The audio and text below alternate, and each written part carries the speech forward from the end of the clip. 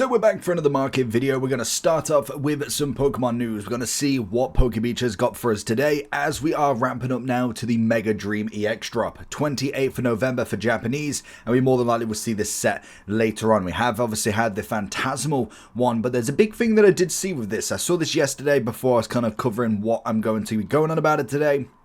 We do have the Diglett and Dugtrio. That isn't obviously the news. But in this set specifically, we've got the Haunch Crow, but we have got, it's also been revealed that Team Rocket's Pokemon will have a unique R Reverse Holo in the Mega Dream. I mean, where was this for the team, the glory of Team Rocket and the destined rivals? This would have been so much better than the generic reverse holos we've been having. I don't know, Japanese tends to do it first, so whether we see this in English, I'd probably say not, but realistically that is a step in the right direction back to the reverse holos that we have seen. Some of them that we've had of late just seem a little bit lazy, to be honest, but I quite like that. It's something different, zooming super in. So that is kind of all we've got from the very first news on it. We then have the Entei coming in for the Mega Dream. Just a common so far. We haven't had anything new coming just yet. But again, looking outstanding. I will always take any of the dogs. We've now had the full beast from Inferno X and Mega Symphonia. We obviously had the Raikou and also the Suicune in there, which is just incredible. I love to see the dogs and get them back in any shape or form. So absolutely brilliant from them. And then from there, we've kind of just got some different stuff. We did go over the Frostlass coming in, the EX looking brilliant, obviously in the Mega, and then we obviously have the Vanillux line, and then we got the Zekrom. So we kind of did touch on a lot of that already. From there's not really any more news. We did obviously go through the Pokemon Day news. So moving on to the generic topic for today, we are going to be looking at the first half of Sword and Shield. I'm interested to see where they're at as of today, the 17th, because naturally with Sword and Shield now, we're starting to see a complete downwards turn in a lot of Scarlet and Violet sets. A lot of sets that now are becoming more affordable as the time goes on. And because Phantasmal's only been out a couple of days, we'll wait like a week or so and we'll kind of keep tabs on it. We may take a little check-in, but I kind of want to see where the Sword and Shield era is actually going. Are we seeing any sort of prices that we could potentially actually pick up something? We've naturally got the pack coming in at 14. With this specifically, we are on, what are we going? An upwards term. Oh, wow. So naturally, yeah, we would see an upwards from this, and then I'm interested to see where's the last 3 months go. So we're taking a steady increase still. Now this is kind of what I expect. I'm going to look at all the packs because Crown Zenith was one of the more favoured sets in there, because it was a special set. We didn't have any booster boxes, so I do want to see. We had loads of products for it as well. It was this one that was incredible. Like this was everywhere, and I still didn't pick one up. But as you can imagine, they are just a collector's dream. 71 last year, and now we're looking at 190. We've seen low sales of 73.68 from a year. Does that change? Yeah, so we've seen high sales of 212 in this last month, and 190 as the lowest. 3 months, 230. 175. So yeah, I mean, product wise, it's not a no-brainer that products have just gone up. Like, I mean, that's just the standard. What do we got on the tins then? I don't think it would matter too much on the tin, but what are we looking at for specifically the Moltres? I do like the Moltres card. Still not my favorite Moltres, but it's up there. So 3 months we're taking a bit of a jump. Like a 20 jump in 3 months is crazy. We're looking at 35 last year, and now we're looking at 87. So lowest of 30, now upwards of 97, the absolute max. That has all come within the last 6 months. 3 months we got the lowest at 67, which is just crazy. So again, product is not that hard to think that these wouldn't be that expensive. Do we have the booster bundles anywhere? Because I do want to see them. We've got the ETB, which has obviously got the most packs in it at the start, and now we've got loads of collection boxes and stuff there. They all kind of range in price. If I want to go up a little bit, we're seeing the max of 226. We're at the highest sell of 250, lowest of 50, which would be down here. In the last 6 months, 140, 175, 184 being the lowest. But we are seeing a slightly downwards trend here. So whether that does continue, obviously that's at the moment. We will see where that goes. 200, still very expensive to say the least, as we kind of imagine. So like with a lot of things, sealed is great, and if you're buying for, like, especially if you're buying like product like this, as much as the set is very nice to open, and most definitely is one of the better sets to open, because we know when it comes to pull rates, this was one of the best sets that we had. In terms of what you're paying, I would only be paying to sealed. Like, I wouldn't be opening any of this up personally. But when we look at the cards then, so what do we got? So this is just the normal set. There is the trainer gallery that's on the other page. So we've got the Pikachu, the secret rare at 35 at the moment. Near mint hollow foil we're seeing a high price of 60, lowest of 13, which obviously came in the last 3 months. If we look a year ago, it really stayed there. Like, we had a whole year to get it at 13. I don't think it will necessarily stay up that much. I mean, it's a lovely card, but you're going to get it once. I don't know what do we have PSA information over here? Don't think we do, but naturally we're on a high market, so I think with a card like this specifically, it's not necessarily the absolute chase. It's a good card. I mean, it's got lovely loads of Pokemon in it, and we get the iconic yellow borders, which is now just a thing of the past. We then have a few full arts. We have a few of the VMAXs in now. Got the, I mean, Rayquaza VMAX at $20. There's absolutely no way no one's buying that.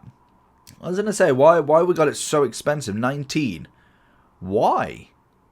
I mean, I get that he might be the only sale at the moment, but that just seems a bit silly in my opinion. Like, $20 for quite literally a $7, $8 card. Maybe they're putting it on there, and obviously they will hold it until it does get to that price. If it ever does, I just don't think it really will. It's a $5 card at the absolute maximum. We obviously see Eevee, Charizard, and all of the arts, but realistically, the main thing everybody wants to see in this is going to be the singles of the trainer gallery. So with this set, we do have the gold cards, and we do have the Mewtwo that's now 2nd place, nearly kind of beating out the Giratina, but we are taking the Arceus and all of these for a run for their money. So let's have a look and see what are we actually sitting at here. We've got near mint at 209. We are slowly coming down again. We went all the way up to 213. You can kind of see the same if you've watched videos before. The September drop is an absolute thing across the board by the looks of it. Like, there's a drop off. Some things are plateauing more than dropping, but there is a lot of things that really peaked in this September and now are slowly going down. So it is very interesting to see. We do have lowest of 110. What about in the last month? 140. You can kind of see we are hitting that peak, but a year's time from 83 all the way up. So they're still double their money in terms of from December. Even if you bought it in this like kind of prismatic peak. Seems to be like March was the prismatic. September, I don't even know what it was, to be honest, because genuinely it just seems like there's just a massive gap here. What was September? So obviously we had Phantasmal. Was it? Mega Evolutions was the week before. Was it Black and White, maybe? I mean, that could have burst a bubble very, very much. But I do want to see where the gold cards sit at, because these were the peak of Crown Zenith. I imagine we haven't even got that much data, to be honest. It's kind of a bit of everywhere. Look in the last month. Lowest we're seeing 126. Total sales 1. So, I mean, there's not a crazy amount of data there. You'd probably have to do a little bit more digging. But it is kind of seeing... Oh, that's a heavy plate. Okay, of course.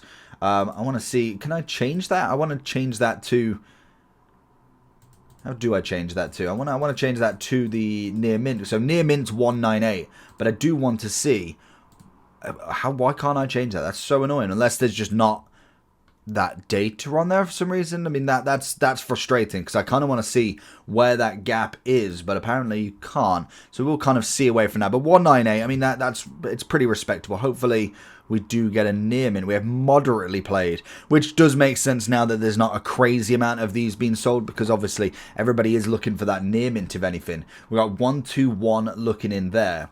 If you do click the view data, we can obviously see we can filter, and if we go near mint only, let's view them sales. So we're seeing, okay, so seeing 99, 138. So I mean, even at that, like 121 is the market sale. Oh, okay, you can sell it like that. Oh, that's easy. Oh, I might go back to that Giratina then. So we're seeing the year's time. We had that massive spike in January, and then it has come all the way down during summer, starting to take a little peak back up, and in the last month, I mean, it's not much of a drop. Like a couple of dollars is not really enough. So let's have a look and see if I can do that with the Giratina, because I'd like to see the graph for this. So we've got the heavy played. View more data. Let's filter for near mint. That does look a little bit better. Okay, so go for the year. Again, we're going to follow the same theme. We got a bit lower of a dip. We got 211 as the max. We got up to 224. Starting to see, again, very, maybe a little bit more. Very minute dip, but I mean, you are still looking from down here. Like, we go further than a year. You're looking at 113. You're kind of dipping down and being happy at 177. So, very interesting to see nonetheless. Let's have a look if these gold cards are doing the same as well. We got near mint on this one. So again, January, February, where we saw, then down to 65, up at 90, down at 85 in the last month, dropping a couple. Then in the 3 months, we've just got a weird graph that just apparently doesn't like this. But we are seeing, again, low points. We're going for the month. Lows of 80, highs of 95, lows of 70 and 109 in the last 3 months. So again, we might be coming to a point where they might be a buyable option. I do think these will hold some good value, being the kind of crown Zenith gem. Got near mint on this again. January, massive upgrade here, like from 56. You sell off in January, then you kind of rebounce by in June, sell again in September. If you could pick that out of a lottery, that is beautiful. But again, we're now coming down a considerable amount. Like we're looking prior to this at 55. Now it's at 73. If it does keep progressing downwards, that could be a really interesting buy time. I definitely would be looking anywhere between that 60 to 65 mark for this. It's not gone down further than there, but again, you've always got to be very wary of the full crash bubble. Do we see everything drop like this? There is a lot of high grossing cards in this, let alone all of the kind of evolutions and also the dogs. It's going to be a very interesting one, and I've seen this Mew kind of keep up a little bit more. Let's have a look at one of these dogs, though, because they are always interesting to see. What have we got here, then? So, near mint, we've kind of had a bit of up and down. Like, I mean, it's kind of around that same sort of price. Like, other than, like, maybe a year ago where, like, you can kind of see it was under the 22. We've kind of been flexing between the 30 and 40 plus zone. We're seeing lowest, if we go 6 months, lowest sale 26, highest 59, 3 months 29, and 36 within the last month, but it is slowly coming down from there. And just as good measures as I've looked at Entei, as he'll probably be around about the same as well. We'll probably see more of a flex. In fact, he's gone up more. Always interesting to see some of these. So the fact that this was an under $20 card at some point was absolutely nuts in this market. Like, naturally, there's cards where you think, okay, well, I'm not spending more than £50 on a card. There's always that market, but when we look at it from the perspective of right now, you think that card is crazy looking. It's a dog, legendary, great background, in a crazy good set, in a set that actually had good pull rates and still pulls $40 for a card is absolutely nuts. Then obviously from there we look at the Raikou. We've obviously got a few more of kind of the nice artworks. The Latias is great. That must have come up quite a bit actually. I swear I had that at like 5 to 6 at one point. Yeah, like quite literally, it's now up at 12. We've seen the highest sales of £20. That is light sales. So let's go again. Look at the near mint. Wow. $2.43, and like even if I know not everybody, you're not going to buy 100 of this card. Like, of course you're not. Hindsight is a beautiful thing, but you kind of see the artwork and you think, looking at it now, I'm like, okay, maybe I could see it, but whether I saw it as a $20 card potential is absolutely nuts. Like, even if you bought it in the summer break, you've got a massive increase here. What in the last month have we actually sold though? Because that's the big thing. I mean, we've actually sold a fair whack as well. 55, slowly coming down here over the past couple of days. I mean, you could definitely off this at like $14, $15 comfortably, especially in the market where it's like 19 supposedly. That's just absolutely nuts. I did think that card was a bit cheaper. And this is one of my all-time favorites. I love this card. The Togedemaru, the Emolga, and the Pachirisu all on this Aurora is stunning. How this card has not gone through the roof, like $6 all the way up to 17. I mean, in all grand kind of sight of this, fair enough, it probably has. But even these, like they should be way more. But in general, like I say, you can go down a few more. It is quite an expensive set still. I can imagine you'll probably be looking more towards a lot of these cards, if anything. Again, another fantastic one. I don't think it will necessarily go to the moon, but it's an interesting one to see, to say the least. Kind of see it down at the 1, and it's now up at 5. I mean, them sort of cards are worth the little hold potential because the risk value in them is absolutely zero, really. Like, it's not going to go below £1 or £2. Whereas if you can buy it at 2, 3, 4 a pot, you're pretty much just pretty solid on it. Now, obviously, we've got a bit of Silver Tempest. We will kind of go through probably like 3 sets and see where they go. We've got the booster box coming in at 442. Wow. I mean, to be fair, it seemed as though, Phantasmal Flames came out and the box was coming in at 350. To say this set has been out over a year now, and you're like, well, wait a minute, it's probably over 2 years. We're looking at 173 last year, all the way up at 480 is absolutely crazy. I mean, it's the fact that I've opened, this was the first booster box that I came back to open. Like, I've obviously been prior to this, but the first booster box that I personally got. Absolutely crazy. Lowest of 160 and highest of 550 is just outrageous to see. Then obviously we go through the ETBs. We've got 96 booster bundles at 75. Wow. Where were they? They were probably at, as I say, they were probably at MSRP back last year. 26 all the way up rising, which is just nuts. And especially you buy them at £25 a pop, you sell them now at like 60. You quite literally nearly tripling your money. Is just it's a very interesting concept to see things triple so quickly. Now again, we've obviously got the elite trainers here. We're going to look at the high to low. The Lugia is going to be the thing that everybody's attracted to here. Full current sales, we can lowest in 3 months. Lowest is 170, but highest is 525. I mean, that could be potentially down to like a lightly played. I don't know if that's a yearly average sold of near mint or is that everything included. We're looking at 394. We are coming down slightly though. I mean, 550 is absolutely incredible. Like, you look at the year, even before 200, it was 200 was an easy price. We did, well, I mean, we saw a dip, but not below the price there, and then it's exploded from there. Like, you look at the summer, after the summer's gone, it just goes. Now, obviously, sales-wise, has naturally slowed down a little bit. You can kind of see peak sales coming in. This is probably where everybody's thinking there is going to be a boom. I'm going to buy it. This was probably prior to the boom. Everybody thinks we're going to have a boom. Let's buy it. And then naturally we're kind of tailing off a little bit as we do get into pretty extensive price. And even then, you look at like the gold rare Lugia here at $30. I mean, I love a gold card, but I mean, I'm probably not going to pay 30 for this. Got it at 10 for the longest time, and then suddenly we have doubled. This will be an interesting one to see in like a month's time, to see where this dip goes, because we seem to have had in a month's space quite literally a nearly over double in fact of value. Whether there's any panic on that or not. Have we had the same for the secret rainbow? At least with the rainbow I could kind of understand, like that's very hard card to get, but we got this near mint. Even the rainbow is not necessarily like it went down before it went up. So it still had the boom in August and September, but we weren't necessarily going too high on this one. Then from here, Regidrago, we got the Lugia V at 8. You got the alternative full art. Let's have a look at the trainer gallery then. So second in command is obviously the Rayquaza at 125.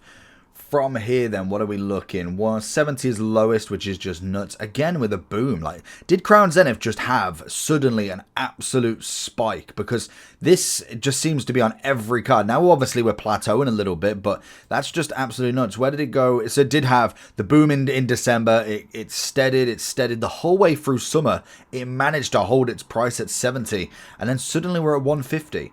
It's just absolutely nuts. Like, let me know if you know the actual reason, because I don't get why they all went up so incredible from there. Other than that, what do we got? Survivor at 15, we got 9. Anything that really stands as like an outlier here? I feel like the Latias was the perfect example. Everything else relatively where you'd expect it, really.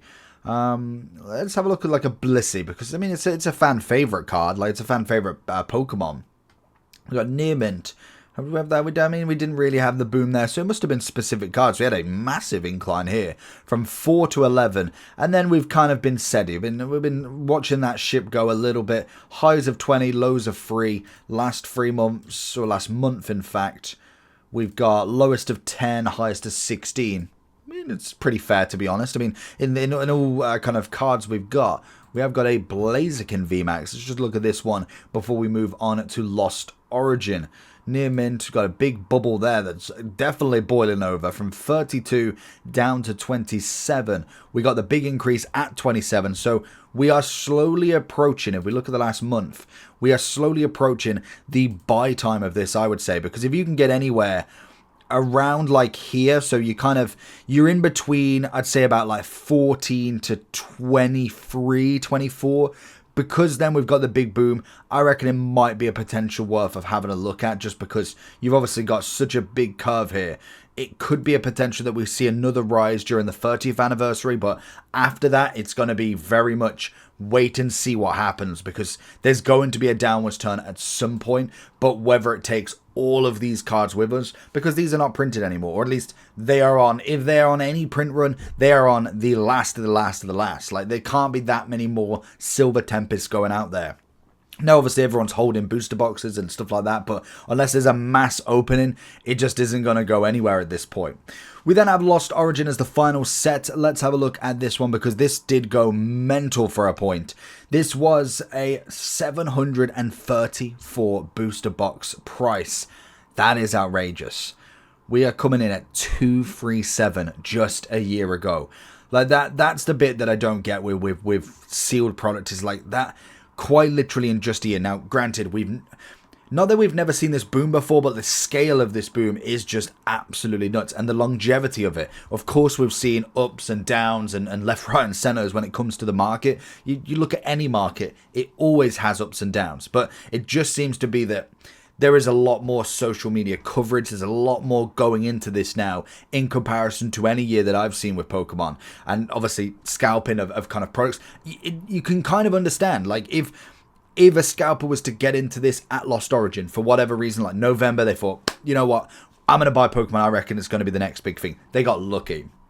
They could have held a Lost Origin booster box, and quite literally in just a year, you have, what, 320x to your thing, like is it free? Not 300, 3.25 your X. So you've literally got triple the value and a little bit more of change.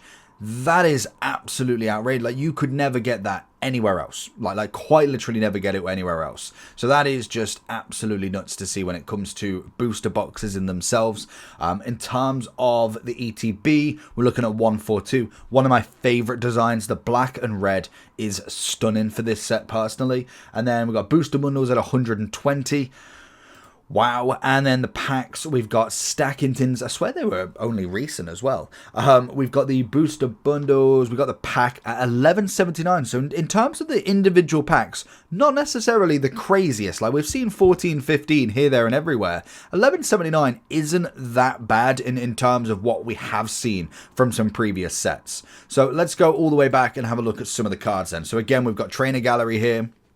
But the big boy is obviously the Lost Origin Giratina V, the beautiful alternative full art. And to be honest, it's, again, a beautiful card. In person, it looks insane. We've got moderately played. We shall not see that. We want to see at that near mint as possible. So I don't want to sign in to see sales. I want to go in here. So if we look at this from here, we've got near mint. In the last year, we did get a big boom there, didn't we? So we was down at 394, 19 sold, and then we went all the way up to 706, down at 492, up at 632, and in the last month, we are slowly seeing a steady decline, 666 being the highest, 549 being the lowest, last 3 months, 400.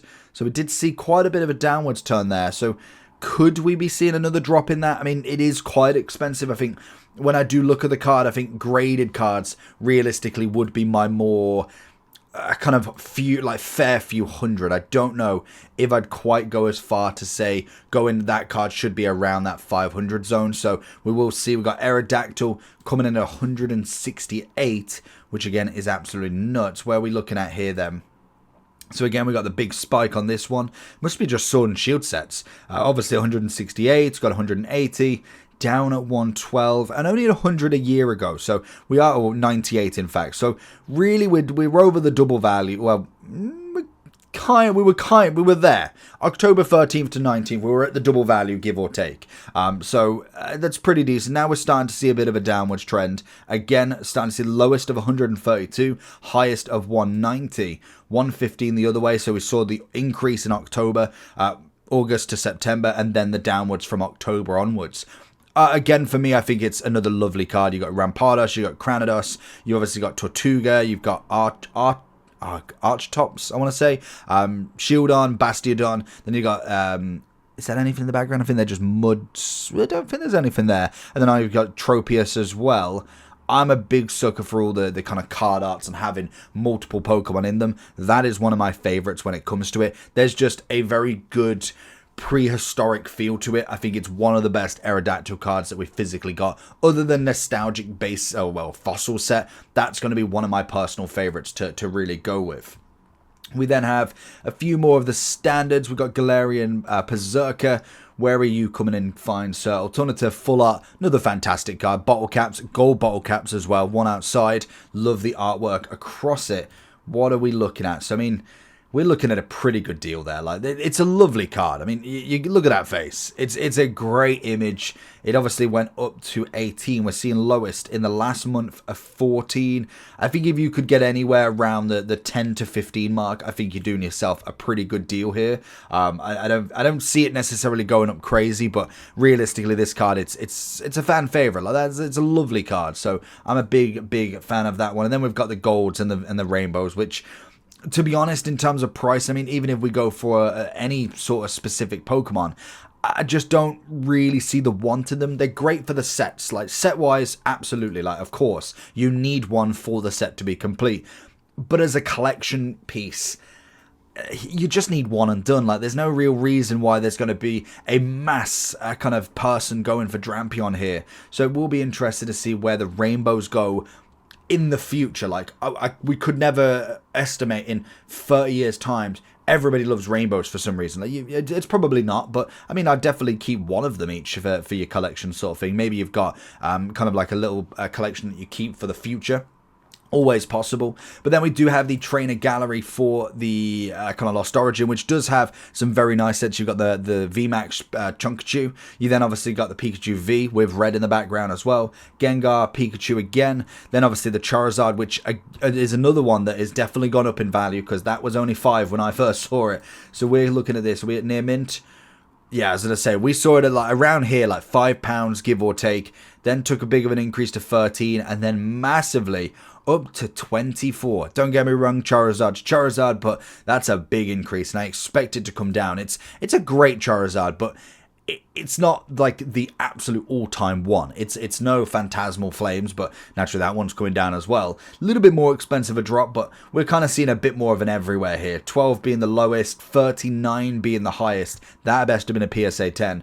But then we're seeing 3 months now is $6 was the lowest in the last 3 months, and yet the highest is still 40. That is outrageous. That is just crazy pricing, unless it is absolute minty of mint.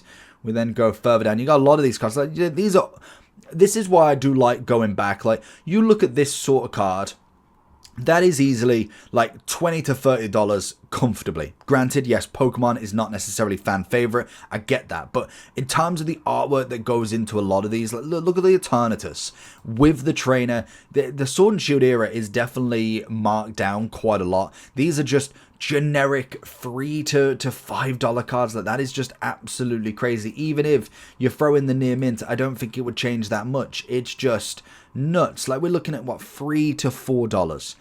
It's an easy win to put that into your collection. Like, I mean, yes, not everybody's favorite. I get it. Like, Pokemon wise is very important, hence why you'll probably see the Charizards, the Crobats up a little bit more. Snorlax is obviously a little bit more, but in general, it's just crazy to see like that level of a card. Like, even here, the Eternatus in this one, it's a crazy action shot. It's a lovely card design, and yet we're seeing it at what, 7?